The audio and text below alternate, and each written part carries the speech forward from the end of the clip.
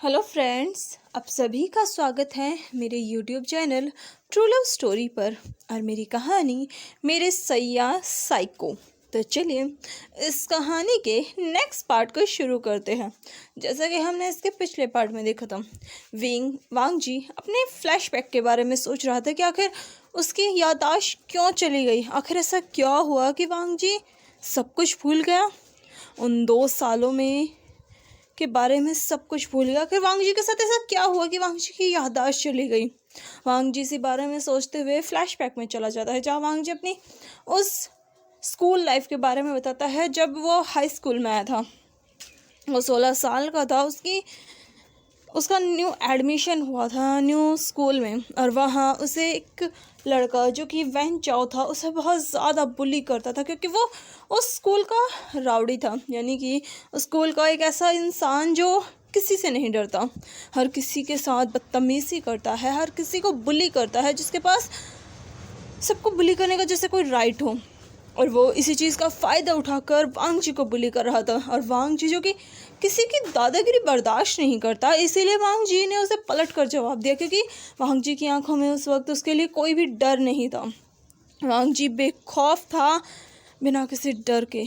और वांग जी का ये रिबेलियस नेचर देखकर वैन चाओ को उससे जैसे एक अजीब सा कनेक्शन फील हुआ, एक अजीब सी चुभन लगी, क्योंकि वांग जी उससे बिना डरे बात कर रहा था, जबकि आज तक वैन चाओ से किसी ने बिना डरे बात नहीं की।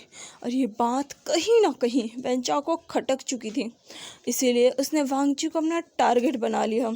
और जैसे ही उसने वांग जी को टारगेट बनाया, पूरे स्कूल ने वांग जी को टारगेट बनाया, जैसे कि पूरे स्कूल को वांग जी बुली करने के लिए एज अ गिफ्ट मिला हो। वांग जी यहाँ बुली होने के लिए ही आया हो, और वो हर वक्त वांग जी को बुली करते। कोई कभी भी किसी भी वक्त वांग जी के साथ बदतमीज़ी करने लगता, वांग जी को परेशान करता। उसके बुक्स, उसके डेस्क, हर चीज़ के साथ इन लोगों ने मेस कर दिया था। वांग जी को कुछ महीने ही हुए थे और उसकी पूरी लाइफ हेल बन चुकी थी। आज भी कुछ डिफरेंट नहीं था। वांग जी अपनी हीट में था।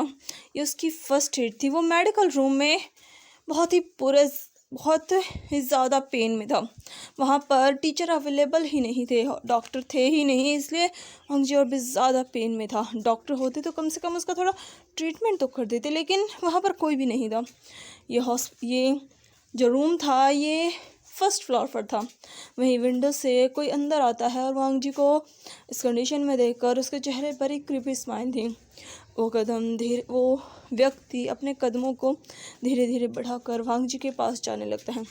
ये फेरामोन्स जो कि उस इंसान के अंदर से आ रहे थे, वांग जी को काफ़ी ज़्यादा नेगेटिव वाइब दे रहे थे। वांग जी को काफ़ी घिनौना महसूस करा रहे थे। वांग जी को बहुत अजीब लग रहा था। उसे इस वक्त एक अल्फ़ा की नीड थी, और ये अल्फ़ा यहाँ वांग जी के पास आ रहा था। वांग जी ये सब देख रहा था, समझ रहा था, लेकिन वो कुछ कर नहीं पा रहा था, क्योंकि उसकी बॉडी उसे सपोर्ट नहीं दे रही थी। वांग जी उठना चाहता था, पर उसकी बॉडी में इतना ज़्यादा पेन था। वांग जी वहाँ बस लेटा हुआ था, अपनी उन बेबस नज़रों से बस उस इंसान को देख रहा था, जिसके चेहरे पर वो स्माइल थी जो कि वांग जी को घिन महसूस करवा रही थी। वांग जी उसकी स्माइल, उसकी उन आँखों में देखकर बता सकता था कि वो इंसान उसके बारे में क्या सोच रहा है, किस नज़रों से वो वांग जी को देख रहा है। वांग जी को बहुत अजीब लग रहा था। फर्स्ट टाइम उसे नफ़रत हो रही थी कि वो क्यों इस स्कूल में आया। वांग जी को खुद से नफ़रत हो रही थी। वांग जी को गुस्सा आ रहा था कि क्यों उसने कभी अपनी शीजी को सब कुछ नहीं बताया, क्यों उसने ये सब चीज़ें अपने ही तक सीमित रखी। वांग जी अपने इस चीज़ के बारे में सबको बताना चाहता था, लेकिन उसे नहीं बता, क्योंकि अपनी शीजी को परेशान नहीं करना चाहता था। लेकिन आज वांग जी को रिग्रेट हो रहा था। वांग जी अंदर ही अंदर तड़प रहा था। वांग जी अपनी उन आँखों को बंद कर लेता है, क्योंकि उसके पास स्ट्रेंथ नहीं थी वो लड़ सके, उस अल्फ़ा से फाइट कर सके, क्योंकि ओमेगा तो वैसे ही अल्फ़ा से वीक होते हैं, और इस कंडीशन में तो ओमेगा और भी ज़्यादा वीक हो जाते हैं। वांग जी का अंदर का ओमेगा एक अल्फ़ा की डिमांड कर रहा था, चीख कर उससे एक अल्फ़ा मांग रहा था, और वांग जी इस अल्फ़ा को अपने करीब आते हुए महसूस कर रहा था। वांग जी खुद से कहता है, नहीं नहीं वांग जी, तुम कमज़ोर नहीं हो। तुम इस सोसाइटी के सामने, इस दुनिया के सामने हार नहीं सकते। वांग जी तुम बिल्कुल भी वीक नहीं हो। तुम्हें तुम्हें तुम्हें फाइट बैक करनी होगी। वांग जी उठो। हाँ, तुम हीट में हो, तुम्हें अल्फा की नीड है, लेकिन नहीं, ये तुम्हारा अल्फा नहीं बन सकता। वांग जी नहीं, बिल्कुल नहीं। उठो वांग जी, इसे खुद से दूर करो। इसे इतने दूर करो कि ये कभी तुम्हारे करीब ना आए। वांग जी उठो। वांग जी खुद को अंदर ही अंदर बहुत ज़्यादा हिम्मत देता है और फिर वो बड़ी मुश्किल से उस बेड को छोड़ने के लिए अपने उन हाथों का इस्तेमाल करता है, उठने की कोशिश करता है, लेकिन उससे पहले ही वो अल्फा वांग जी के करीब आ चुका था। वो वांग जी के बालों को अपनी मुट्ठी में भरता है, वांग जी के फेस को बहुत टाइटली पकड़ता है अपने दूसरे हाथ से और वांग जी के फेस को अपनी तरफ उठाता है। वांग जी जो कि पूरी तरीके से रेड हो चुका था, वांग जी की स्किन को वो अल्फा फील करके धीरे से कहता है, तुम्हारी स्किन काफ़ी सॉफ्ट है लान वांग जी। और ये बोलकर उस अल्फा के चेहरे पर फिर से वही स्माइल थी। वांग जी उसे देखकर कहता है, वहन जाओ चले जाओ यहाँ से, वहन जाओ देखो तुम यहाँ से जाओ। जिस पर वहन जाओ कहता है, जाऊँ मैं? पर मुझे नहीं लगता कि मुझे जाना चाहिए। अभी तुम्हें ज़रूरत है किसी की, अगर तुम चाहो तो। और ये बोलकर वो अपने उन हाथों को वांग जी के नेक पर फिराने लगता है। ये देखकर वांग जी अपने आप को रोकते हुए कहता है, जाओ यहाँ से। सुना नहीं तुमने? मैंने कहा जाओ यहाँ से, मेरी नज़रों से दूर चले जाओ, मुझे छूने की हिम्मत भी मत दिखाना वैन चाओ, वरना मैं तुम्हें छोड़ूंगा नहीं। जिस पर वैन चाओ के चेहरे पर फिर से वही स्माइल आती है और कहता है, क्या तुम मुझे छोड़ोगे नहीं? लेकिन तुम्हारी कंडीशन देखकर तो लगता है कि मैं तुम्हें नहीं छोड़ूंगा। आखिर इतना ब्यूटीफुल ओमेगा मुझे सर्व हुआ है, मैं तो इसको सर्विस का पूरा मज़ा लूँगा। वैसे लगता है तुम्हारी फर्स्ट हीट है, फर्स्ट हीट में मेरे जैसे अल्फ़ा के साथ तुम इसे स्पेंड करोगे। लगता है बहुत एक्साइटेड हो। बोलो एक्साइटेड हो ना वांग जी? वैसे मैं तुम्हें इतना पसंद तो नहीं करता क्योंकि तुम्हारी जो अक्कड़ है, पर क्या करूं, तुम्हारी खूबसूरती तुम्हारी इस अक्कड़ में 4 चांद लगाती है। और मैं तो हमेशा से चाहता था कि किसी दिन तुम मुझे बेड पर सर्व करो। और देखो मेरी विश कितनी जल्दी पूरी हो गई ना। आज तुम इस कंडीशन में मेरे सामने हो, मजबूर हो, बिल्कुल तुम बहुत ज़्यादा मजबूर हो। तुम्हें एक अल्फ़ा की नीड है एंड डोंट वरी, मैं तुम्हारी नीड पूरी करूँगा। तुम्हें जो चाहिए मैं तुम्हें सब कुछ दूँगा, तुम्हारी हर एक विश फुलफ़िल करूँगा। जितना तुम चाहो तुम्हें उतना सब कुछ मिलेगा। और ये बोलकर वो वांग जी के गालों को अपने उन घिनौने हाथों से छूने लगता है। वांग जी वहन चाओ की आंखों में देख रहा था। वांग जी की आंखों से आंसू बहने लगते हैं। बहुत बेबस महसूस कर रहा था वांग जी खुद को। वांग जी अपने मन में कहता है, शिजे प्लीज़ सेव मी, कोई मुझे बचाओ, मैं इस वहन चाओ को नहीं छोड़ूंगा, please somebody help me please. और ये बोलकर वांग जी बड़ी मुश्किल से कुछ शब्द निकालता है, हेल्प। और ये बोलकर वांग जी हाफने लगता है क्योंकि उसकी हीट उसका सर चढ़ कर बोल रही थी। वहीं वैन चाओ जो कि खुद एक अल्फ़ा था, वो वांग जी को देखकर कहता है, तुम्हारे फेरोमोन्स काफ़ी ज़्यादा अट्रैक्टिव हैं। सच में ये तो मेरी रट तक को ट्रिगर कर रहे हैं। कितने स्ट्रॉन्ग फेरोमोन्स हैं तुम्हारे। लगता है तुम एक ट्रू ब्लड ओमेगा हो, जो कि काफ़ी रेयर है। वाओ, मैं कितना लकी हूँ ना कि मुझे एक ट्रू ब्लड ओमेगा मिला है। फाइनली मैं इसे चख सकता हूँ क्योंकि मेरे फादर कहते हैं कि ट्रू ब्लड ओमेगा के पास बहुत ज़्यादा स्ट्रेंथ होती है एक अल्फ़ा को टॉलरेट करने की, और वो किसी भी अल्फ़ा को बहुत इजीली सेटिस्फाई कर सकता है। तो तुम मुझे सेटिस्फाई कर दोगे ना वांग जी? और ये बोलकर वो अपने हाथ को वांग जी की वेस्ट में डालता है और वांग जी के ऊपर आ जाता है पूरी तरीके से। वैन चाओ अपने उस चेहरे को वांग जी के नेक के पास लेकर जाता है, वांग जी के फेरोमोन्स को स्निफ करने लगता है। वांग जी जाओ से कहता है, वैन चाओ प्लीज़ मुझे छोड़ दो, देखो देखो ये मत करो, तुम मुझे छोड़ दो प्लीज़, प्लीज़ प्लीज़ मुझसे दूर रहो। नो नो बहन जाओ, नहीं नहीं बहन जाओ प्लीज़, रुक जाओ बहन जाओ, बहन जाओ नहीं। और ये बोल कर वांग जी अपनी उन बचे कुछ शब्दों को अपने मुंह से बाहर निकालता है। वांग जी को ऐसा लग रहा था कि अगर आज बहन चाओ ने उसके साथ कुछ भी किया तो शायद वांग जी जिंदा नहीं रहेगा। वांग जी खुद को ख़त्म कर देगा अगर इस बहन चाओ ने उसे अपने उन गंदे हाथों से छुआ भी। वांग जी ये सब सोच ही रहा था कि तभी अचानक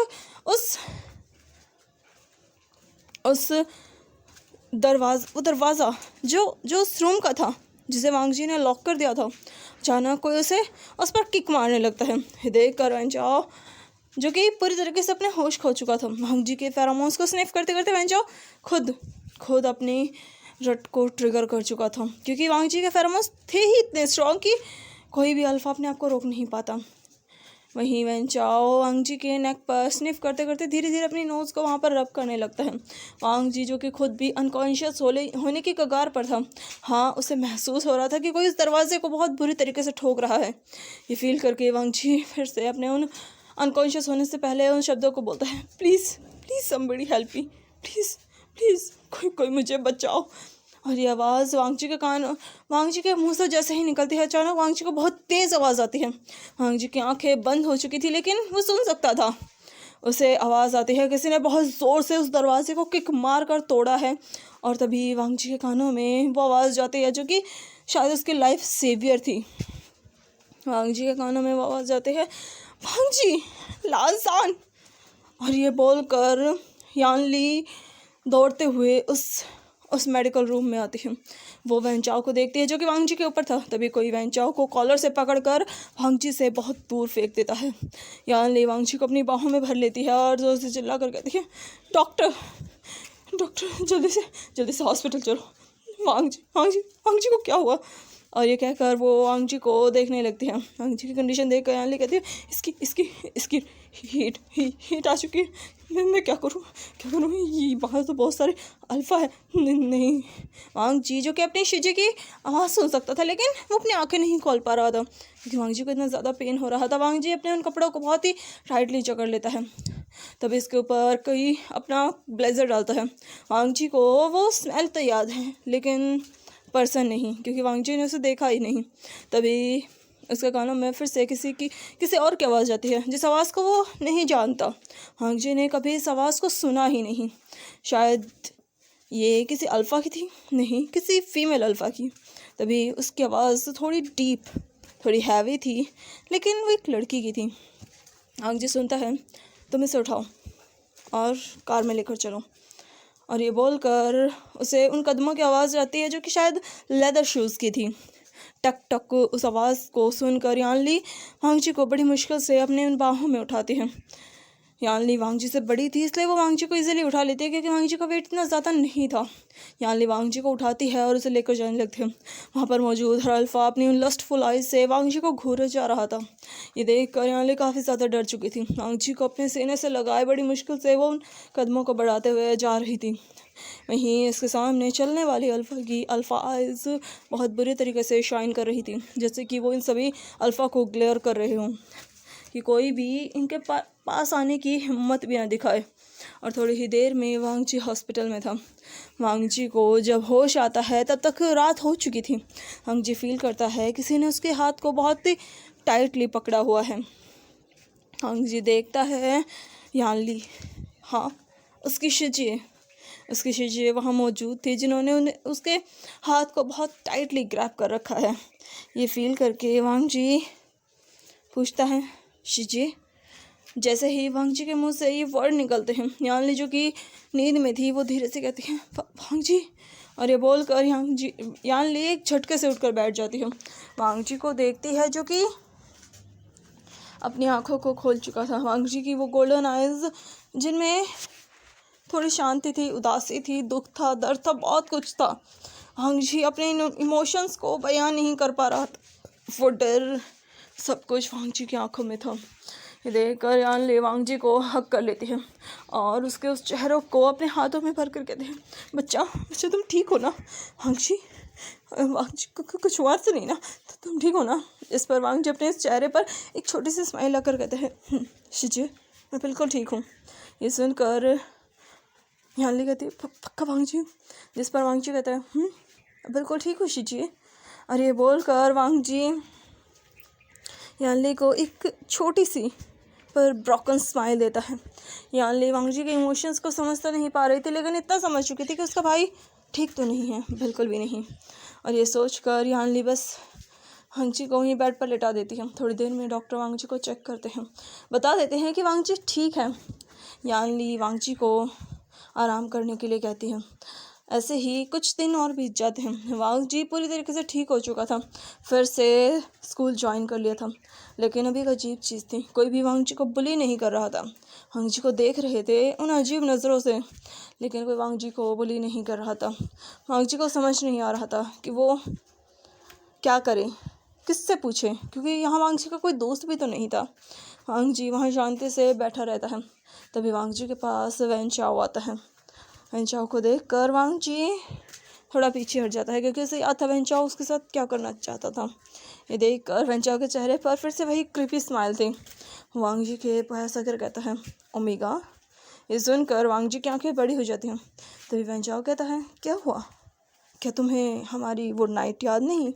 ये सुनकर वांग जी की आंखें और बड़ी हो जाती है, उसकी सांसें गहरी हो चुकी थी। ये देखकर वैन चाओ के चेहरे पर वो इवल स्माइल आ चुकी थी। वैन चाओ कहता है, लगता है तुम भूल गए उस रात, उस समय हमारे बीच में जो कुछ भी हुआ। आई नो तुम्हारी शिजी आ गई थी, लेकिन मैंने तुम्हें टेस्ट तो किया ना, थोड़ा सही सही, लेकिन तुम्हारी स्किन, तुम्हारा वो फ्लेवर मैं भूल नहीं सकता। सच में मैंने आज तक इतना ब्यूटीफुल, स्वीट, टेस्टी ओमेगा नहीं देखा। ये सुनकर वांग जी अपनी नज़रें झुका लेता है, क्योंकि आज उसकी आंखों में वो रिबेलियस नहीं थी, वो अकड़, वो घमंड कुछ भी नहीं था।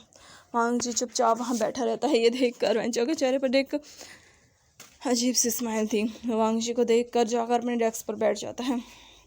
ऐसे ही और 2 दिन बीत जाते हैं। वैन चाओ वांग जी के पास आता, उससे बातें करता, लेकिन कुछ ज़्यादा करता नहीं। ये देख कर वांग जी नॉर्मली अपनी क्लासेस ले रहा था, काफ़ी शांति थी। वांग जी को लगा था कि सब कुछ अब ठीक हो गया होगा, क्योंकि शायद उसकी शिजी को पता चल गया हो और शिजी ने प्रिंसिपल से शिकायत की हो और प्रिंसिपल ने सभी स्टूडेंट्स को डांट दिया हो। ये सोचकर वांग जी बड़ी ही शांति से अपनी उस कॉलेज लाइफ को जी रहा था। वांग जी के जो होम एग्ज़ाम थे वो कंप्लीट होते हैं। वांग जी जो कि होम एग्ज़ाम के बाद अपने स्कूल जाने की तैयारी कर रहा था। वांग जी अपनी बाईसाइकिल को लेकर निकल चुका था, अपने स्कूल जाता है, लेकिन आज वैन चाओ नहीं आया था। ये देखकर वांग जी और भी ज़्यादा शांति से अपनी क्लासेस लेता है। वांग जी जब अपनी क्लासेस लेकर घर के लिए जा रहा था, बहुत खुश था आज वांग जी, क्योंकि आज उसकी क्लास और भी अच्छे से हुई थी। आज उसने जो प्रोजेक्ट दिया था वो भी कंप्लीट हो गया था और उसके जो मार्क्स थे होम एग्ज़ाम में बहुत अच्छे आए थे। उसने पूरी क्लास में बहुत अच्छे स्कोर किए थे, वो 2nd रैंक पर आता था। और ये जानकर वांग जी काफ़ी खुश था कि उसकी रैंक अभी भी बरकरार है, अभी भी वो एक अच्छा स्टूडेंट है। ये सोचकर वांग जी काफ़ी खुशी से मज़े में बाईसाइकिल चला रहा था। उसके मुंह में एक कैंडी थी, जिसे वांग जी बहुत ही मज़े से खाते हुए अपने साइकिल को उस हवा के साथ झुलाते हुए लेके जा रहा था। मौसम भी काफ़ी सुहाना था, पेड़ों पर पत्ते आ चुके थे, फूल खिले हुए थे। वांग जी उन फूलों की महक ले रहा था। आसपास बहुत सारी स्ट्रीट डिशेस बन रही थी और साथ में कुछ फ्लावर शॉप्स भी खुली हुई थी, जिनसे बहुत अच्छी खुशबू आ रही थी फ्लावर्स की। वांग जी बड़े ही गुनगुनाते हुए उस रास्ते से जा रहा था। वांग जी का घर ज़्यादा दूर नहीं था, इसलिए वांग जी बहुत ही शांति से चल रहा था। उसके घर का जैसे ही टर्न आता है, तभी वांग जी को किसी की वॉइस आती है, हे कौन हो तुम? क्या तुम मेरी हेल्प कर सकते हो प्लीज़? ये सुनकर वांग जी उस तरफ देखता है जहाँ उसे एक छोटा सा लड़का दिखता है, ज़्यादा बड़ा नहीं था, शायद 10 साल का होगा। ये देखकर वांग जी कहता है, क्या तुमने मुझे बुलाया? जिस पर वो लिटिल बॉय कहता है, बिल्कुल मैंने तुम्हें बुलाया। ये सुनकर वांग जी उस तरफ जाता है। वो लड़का वांग जी को दिखाता है कि उसकी बाईसाइकिल एक गड्ढे में गिर गई है। वो लड़का शायद यहीं से जा रहा था, लेकिन गलती से वो स्लिप हो गया। उस लड़के को भी थोड़ी बहुत चोट तो लगी थी। ये देख कर वांग जी कहता है, क्या तुम ठीक हो? इस पर वो लड़का छोटी सी स्माइल करके कहता है, मैं बिल्कुल ठीक हूँ, बस मेरी बाईसाइकिल निकाल दो प्लीज़। ये सुनकर वांग जी कहता है, ठीक है मैं निकाल देता हूँ। और ये बोलकर वो लड़का वांग जी हल्का सा झुककर उस लड़के की बाईसाइकिल को बाहर निकाल देता है। वांग जी उसे बाईसाइकिल देता है और फिर वो अपनी बाईसाइकिल लेकर जैसे ही जाने लगता है, तभी अचानक वांग जी के कानों में किसी की आवाज़ जाती है। ओह, तो तुम यहाँ हो वांग जी? बहुत टाइम बाद तुम्हें देखा, काफ़ी मिस किया मैंने तुम्हें। ये सुनकर वांग जी उस तरफ देखता है जहाँ पर वैन चाओ मौजूद था। हाँ, वैन चाओ, उसके साथ कुछ और लड़के भी थे, शायद उसके फ्रेंड्स। हाँ, उसके फ्रेंड्स ही तो थे वो, जो वांग जी को अक्सर बुली करते थे। वांग जी जैसे ही उन्हें देखता है वो टर्न होता है, अपनी बाईसाइकिल को उठाता है, चलने के लिए तैयार होता है कि तभी अंचा की आवाज़ आती है, भागना चाहते हो वांग जी? कहाँ भागोगे तुम? ये सुनकर वांग जी पलट कर कहता है, वैन चाओ, मैंने तुमसे कितनी बार कहा है मुझे परेशान करना बंद करो, मैंने तुम्हारा कुछ नहीं बिगाड़ा है, बिना बात किए तुम मेरे रास्ते में आ रहे हो। ये सुनकर वैन चाओ वांग जी की तरफ आने लगता है। ये देख कर वांग जी कहता है, वैन चाओ रुक जाओ, मेरे करीब भी मत आना, समझे तुम? मैं हर बार तुम्हारी इस बदतमीज़ी को टॉलरेट नहीं करूँगा, समझे? अगर तुमने दोबारा कुछ भी किया तो मैं प्रॉमिस करता हूँ मैं पुलिस कंप्लेन कर दूंगा तुम्हारे खिलाफ। फिर मुझे मत कहना कि मैंने तुम्हें पहले वार्निंग नहीं दी। ये सुनकर वैन चाओ के कदम रुक जाते हैं। वो एक नज़र वांग जी की तरफ देखता है, फिर अचानक से हंसने लगता है। ये देखकर वांग जी कहता है कि तुम पागल हो गए हो वैन चाओ, भला इतने सीरियस मैटर में तुम हंस कैसे सकते हो? ये सुनकर वैन चाओ वांग जी के करीब आता है। वैन चाओ वांग जी से ज़्यादा दूर नहीं था, शायद 10 या 12 कदमों की दूरी पर, और वैन चाओ के कदम काफ़ी लंबे थे, इसलिए वो लंबे कदमों के साथ वांग जी के पास आ जाता है। वांग जी अपनी बाईसाइकिल को मोड़ता है, जल्दी से उसके पैडल्स को मारता है और वहाँ से जाने लगता है। वो उसे स्टार्ट करता है, तभी वांग जी देखता है कि उसकी बाईसाइकिल को पीछे से वैन चाओ ने पकड़ लिया है। देख कर वांग जी कहता है, वैन चाओ छोड़ो मुझे, लेकिन वैन चाओ उस बाईसाइकिल को बहुत ज़ोर से झटके से खींचता है और वांग जी उस साइकिल के साथ डिसबैलेंस होकर ज़मीन पर गिर जाता है। वांग जी को बहुत ज़्यादा चोट लगती है, उसका पैर उस बाईसाइकिल में फंस चुका था। वांग जी चिल्लाकर कहता है, वैन चाओ, जिस पर वैन चाओ वांग जी को इस तरीके से देखकर कहता है, ओह बेबी, लगता है लग गई तुम्हें, कोई बात नहीं, मैं तुम्हारी हेल्प करता हूँ। इस पर वांग जी कहता है, खबरदार जो तुमने मुझे टच भी किया तो। सुनकर वैन चाओ जो रुक जाता है, नीचे बैठा हुआ था, उसके हाथ वांग जी के पैरों की तरफ जा रहे थे, वो रुक जाता है, वांग जी की तरफ देखता है, जब वांग जी काफ़ी गुस्से से वैन चाओ को देख रहा था। ये देख कर वैन चाओ वांग जी के उस पैर को एक झटके से उस बाईसाइकिल से बाहर निकाल देता है। वांग जी को बहुत ज़्यादा पेन होता है, उसका पैर पूरी तरीके से छिल चुका था, उसके पैरों पर स्क्रैचेस आ चुके थे, बहुत पेन हो रहा था, थोड़ा ब्लड भी आ चुका था। ये देख कर वांग जी के मुँह से बहुत ज़ोर की दर्द भरी आवाज़ निकलती है। ये सुनकर वैन चाओ कहता है, लाहन वांग जी, तुम्हारी तो दर्द भरी आवाज़ भी इतनी मीठी है, तो सोचो तुम मौन करते हुए कैसे लगोगे। ये सुनकर वांग जी कहता है, मैं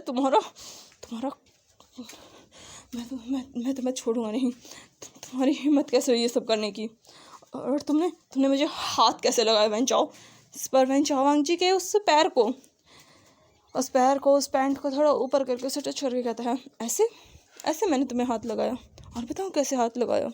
ये बोलकर वो वांग जी के थाई को टच करने लगता है। ये देखकर वांग जी अपनी दूसरी किक को वैन चाओ को बहुत ज़ोर से उसे किक करता है और पलट कर वहाँ से भागने लगता है। ये देखकर वैन चाओ कहता है, चिल्लाकर पकड़ो उसे। ये सुनकर वैन चाओ के जितने भी दोस्त थे वो सारे के सारे वांग जी की तरफ रन करते हैं। वांग जी बहुत तेज़ी से भाग रहा था, लेकिन उसकी स्पीड इतनी अच्छी नहीं थी, वो स्पोर्ट्स में इतना भी परफेक्ट नहीं था, इसलिए वो इतनी तेज़ी से भाग नहीं पा रहा था जितनी तेज़ी से वो अल्फा वैन चाओ को वांग जी को ग्रैब कर लेते हैं। ये देखकर वांग जी कहता है, हे छोड़ो मुझे, मैंने कुछ नहीं बिगाड़ा है तुम लोगों का, तुम उस वैन चाओ की बातों में आकर मुझे इस तरीके से नहीं पकड़ सकते। मैंने कहा छोड़ो मुझे, तुम्हें समझ में नहीं आ रहा, तुम्हें सुनाई नहीं दे रहा, मैं तुम लोगों से बात कर रहा हूँ। हे यू छोड़ो मुझे। वांग जी जो कि उन लोगों पर चिल्ला रहा था, तभी उनमें से एक लड़का वांग जी के फेस को अपने हाथों से ग्रैब कर गया था। ओह तो तुम हो, काफ़ी ज़्यादा ब्यूटीफुल हो। फिर वो वेंचाओ की तरफ देख कर कहता है, हे वेंचाओ। तो सर वेंचाओ जो कि उठ रहा था, अपने कपड़ों को साफ कर रहा था, उस लड़की की तरफ देख कर कहता है, बोलो शू। इस पर शू कहता है, अगर तुम इस ओमेगा को टेस्ट कर लो तो हमें चखने का मौका दोगे। ये सुनकर वांगजी की आंखें बड़ी बड़ी हो जाती हैं।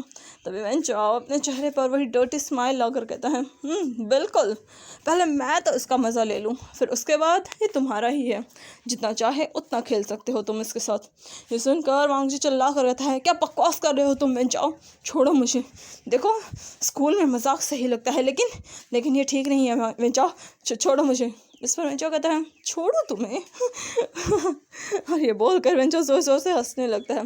वांगजी के पास आता है, वांगजी को वहीं मौजूद एक पेड़ पर वो लोग बांध देते हैं। वेंचाओ अपने पास से एक सीजर निकालता है। ये देखकर वांगजी कहता है, वेंचाओ देखो रुक जाओ प्लीज़। वेंचाओ नहीं। जिस पर वेंचाओ उस सीजर से वांगजी की शर्ट के बटन्स को तोड़ देता है, वांगजी की शर्ट को बीच में से काट देता है। वांगजी ये देख कर चिल्ला कर कहता है, वेंचाओ नहीं। लेकिन वेंचाओ वांगजी की शर्ट को जैसे ही अलग करता है, वो वांगजी की उस बॉडी को देखता है, बिल्कुल वाइट, स्नो वाइट स्किन। वेंचाओ की आंखें बिल्कुल बड़ी बड़ी हो जाती हैं, क्योंकि वांगजी की फेस से ज़्यादा उसकी बॉडी खूबसूरत जो थी। वांगजी बस ये देख रहा था, आंखों से आंसू बहने लगे थे। वांगजी अपने पैरों से वेंचाओ को किक करना चाहता था, लेकिन अनफॉर्चुनेटली उसके पैर भी बंधे हुए थे। वांगजी बहुत ज़्यादा पेन में आ चुका था, उसके दिमाग में सब कुछ चल रहा था। वांगजी अपने उस सर को उस पेड़ पर मारने लगता और कहता, प्लीज़ छोड़ दो मुझे वेंचाओ, प्लीज़ छोड़ दो मुझे जाने दो वेंचाओ, मैंने तुम्हारा कुछ नहीं बिगाड़ा, प्लीज़ मुझे जाने दो, प्लीज़ भगवान के लिए मुझे छोड़ दो, प्लीज़ वेंचाओ, ये मत करो, ये गलत है, ये बहुत गलत है, तो तुम ये बिल्कुल सही नहीं कर रहे, देखो छोड़ दो मुझे प्लीज़ वेंचाओ। वांगजी जो कि बार बार वेंचाओ से रिक्वेस्ट कर रहा था कि वेंचाओ बस उसे छोड़ दें, लेकिन क्या वेंचाओ उसे छोड़ता? बिल्कुल भी नहीं। तो फिर वेंचाओ की नज़रें जो वांगजी पर गिर चुकी थी, वेंचाओ वांगजी को इस तरीके से देखता है। तभी वेंचाओ वांगजी के बिल्कुल करीब आ चुका था, वांगजी की स्किन को वो अपने हाथों से छूने लगता है, वांगजी के स्टमक को, उसके सीने को अपने हाथों से टच कर रहा था। वांगजी ये फील करके अपनी उन आँखों को टाइटली बंद कर लेता है। वांगजी को बहुत गंदा फील हो रहा था, उसे खुद से घिन आ रही थी। वांगजी हर एक उस टच को मिटा देना चाहता था जो वेंचाओ उसे दे रहा था। वांगजी जोर से चिल्लाता है, please somebody help me, please कोई मुझे बचाओ, प्लीज़ कोई मेरी हेल्प करो।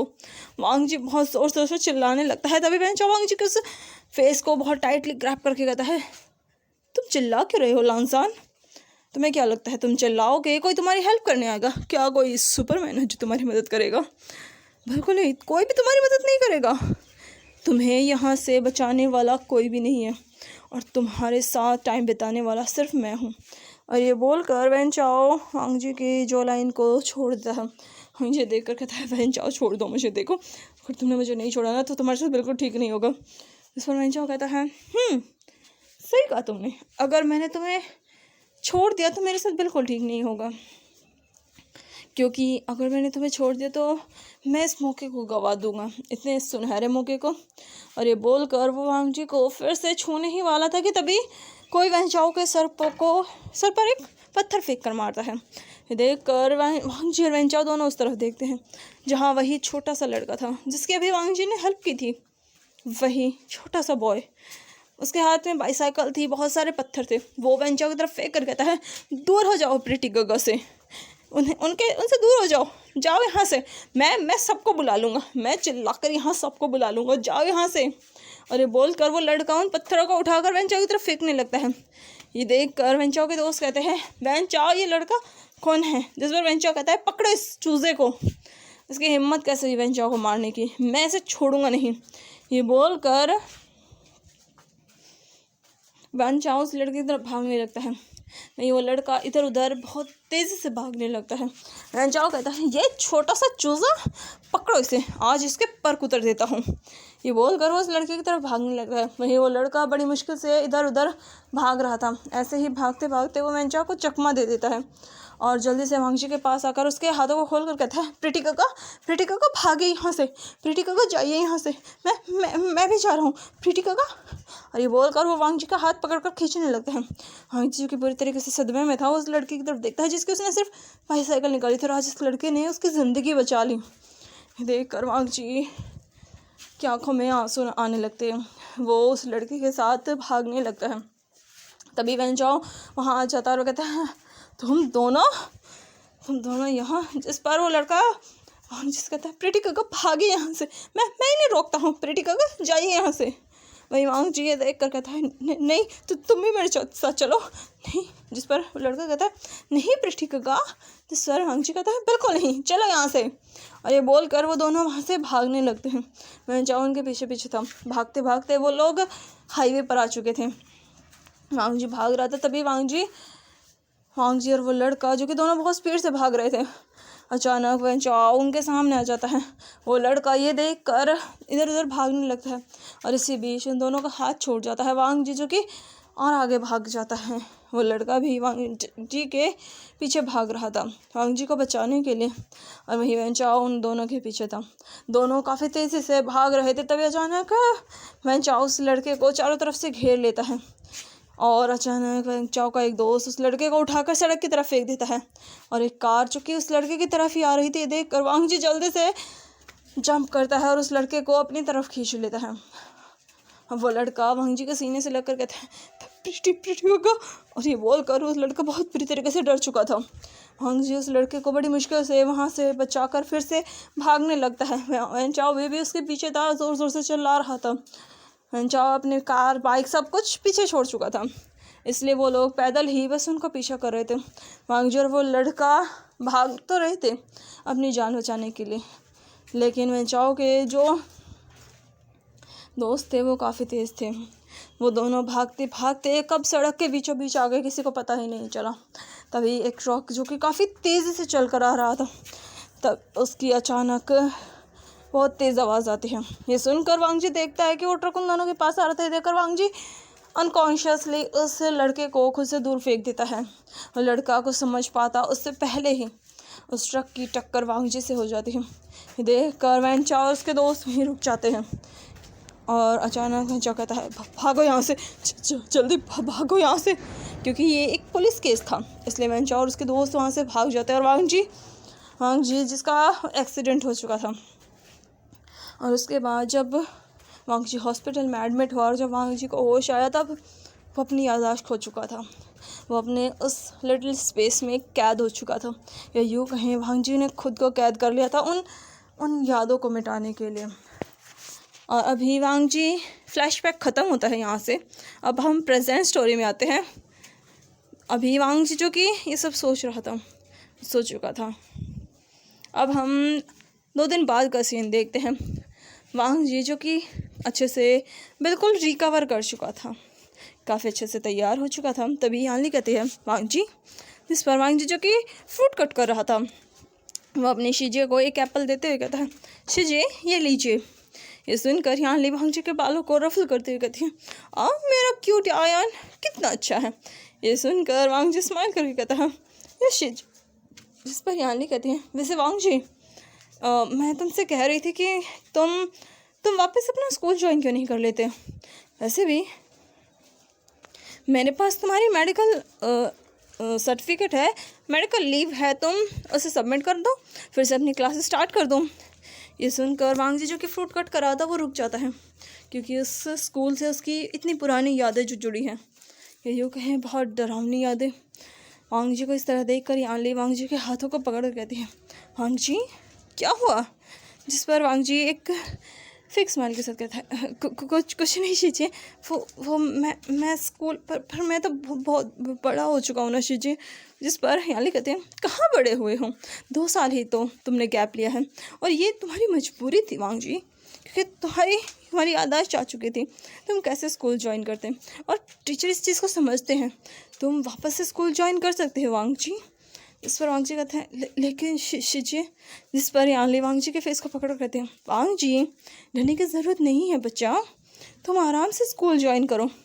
जिस पर वांग जी कहता है पर शिजिए मैं कैसे। जिस पर यानली कहते हैं वांग जी इस तरीके से बिहेव मत करो, जाओ हम कल चलेंगे, ठीक है, कल मैं तुम्हारा स्कूल में एडमिशन करा दूंगी, फिर से स्कूल ज्वाइन कर लेना।